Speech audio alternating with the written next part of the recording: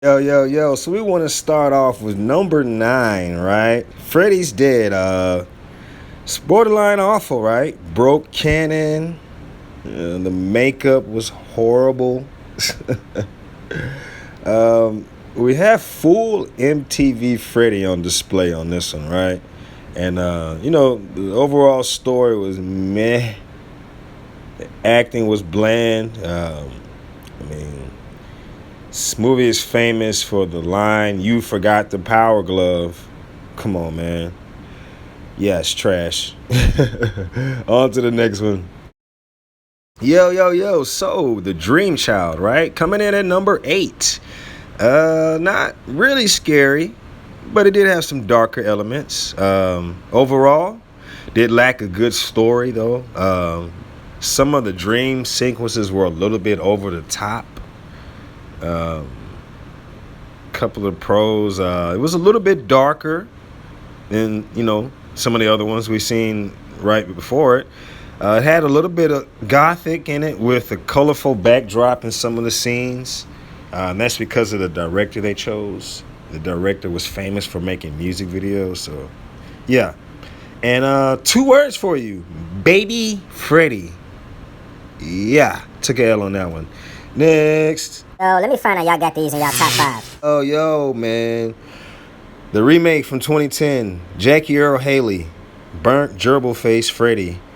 Uh, they tried to do a remake of the original, which really didn't go well. It was a little meh.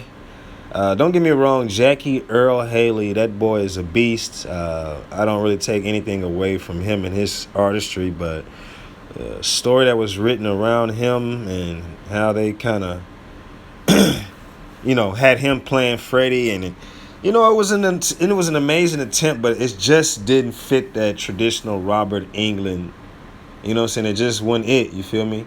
And it's the nostalgia for me. So, I really didn't like how they tried to really focus on, the kid molestation part as far as just to being a child murderer. So it kind of made this one a little awkward. Don't get me wrong, they updated it as far as the special effects and all that stuff, but overall it was poor job as a retread, man. Yeah. Next. Dream Master was pretty dope in a sense. Like, I really liked how they had it very colorful, very perfect for the time, and the MTV generation was right there on its peak, and of course you had to have Freddy fit that whole thing. So you got full MTV Freddy. We got him putting on the shades. We got 100 million one-liners. And it's like we see our favorite characters from Dream Warriors get taken out probably within the first 5 minutes. Like, yeah, it was kind of a letdown, but it fit the generation. The director kind of knew how to really work with the images, the color, the overall overlay. So that kind of worked. And as a kid, that really was eye-grabbing. But story-wise, you see where it's ranked. You see it. Quit playing with me. Y'all got this in y'all top 3, man. I'm going to head out. You feel me? But, yeah, that's how that goes. Next. Yeah, a lot of people really like A New Nightmare. To me, I'm kind of on both sides of the coin on this one because I like the way that the concept was displayed and how they went about it. I like that they brought Wes Craven back in.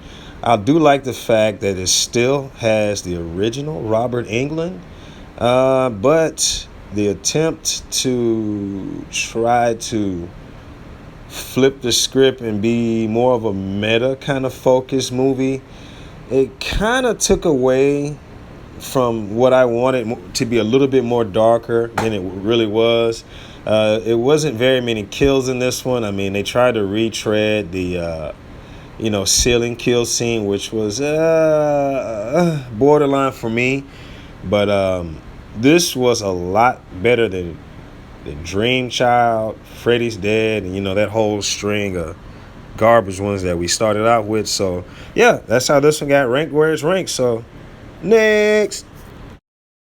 Waited forever for this movie. Like, we really needed this. It was the best of both worlds. We got Freddy, we got Jason Voorhees, we got them going head to head, and it's interesting to see what the outcome would be. You know, we really like it has some nice action parts to it. Storyline could have been better, but overall, you know, this is something we've been waiting for in the back of our minds, all horror fans, whether it be 80s, 90s, whichever era. We always wanted to see who would get the best if they went against each other. And, you know, even though we really didn't get a unanimous, undisputed winner, it's clear to see that this movie did numbers at the box office because it just fit the times. And it's been something that we've been waiting for forever. So it's in my top 5, man. You dig what I'm saying? Next. So yeah, man, this is the actual beginning of the MTV Freddy Krueger era, right? The Nightmare on Elm Street 3, Dream Warriors. I mean, come on, you see how it started, right?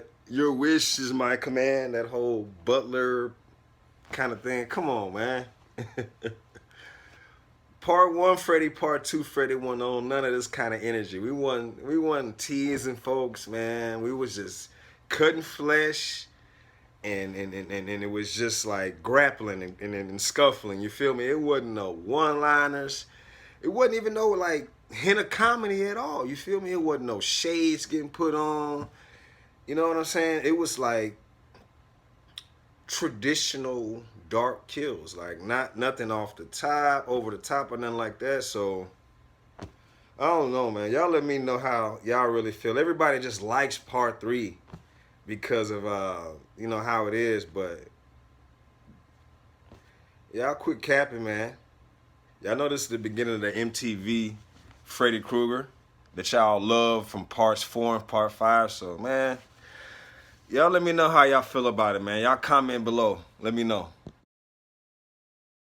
Yo. Aside from the homoerotic undertone, part 2 was probably the most unique. We had the darkest Freddy. Some of the makeup was done great. This is the point where, New Line had realized that, they really needed Robert Englund. They could not just throw a Freddy mask on any dude off the street. They needed Robert Englund. This movie really proved it. Went into different power sets that we didn't know Freddy had. Broke canon in some areas. And like I say, some people weren't comfortable with the undertone. And, the whole male lead this time kind of really went a different direction. But overall, great story. This could be its own standalone movie. And it's definitely the most unique. So how do y'all feel about it? Gia, next. Yo, and that brings us to number 1, the OG, A Nightmare on Elm Street, with Heather Langenkamp playing Nancy and really taking a strong heroine role on this one. We probably get our darkest Freddy with the least amount of screen time, least amount of dialogue, but this is where the foundation is set for the entire franchise. This is how New Line Cinema was built. You really can't take anything away from the storyline on this one, the whole concept, the creativity from Wes Craven. You really just can't find too many things wrong with this one other than some parts of the editing. If you watch this film enough, you'll notice some parts, when Nancy's getting ready for Freddy to pull him out in the final scene. That whole preparation montage happens a lot faster than you think it would. And it's kind of unrealistic on some parts. And, the whole Freddy pulling Nancy's mom through the, looking glass of the door in that whole scene. And you can tell it's a doll. Other than that, the OG was probably almost 80% of everybody's number 1 other than part 3. But, yeah, you heard it here, man. Number 1, the OG, rounds out our top 9 of the A Nightmare on Elm Street franchise, man. If you enjoyed this, let me know in the comment section. Drop your rankings from 1 to 9 on your Nightmare on Elm Street movie list. And let me know how you feel, man. Don't forget to hit the like button, subscribe button, and notification bell. It's free to show love, baby. Gia, hang in there for more. You dig?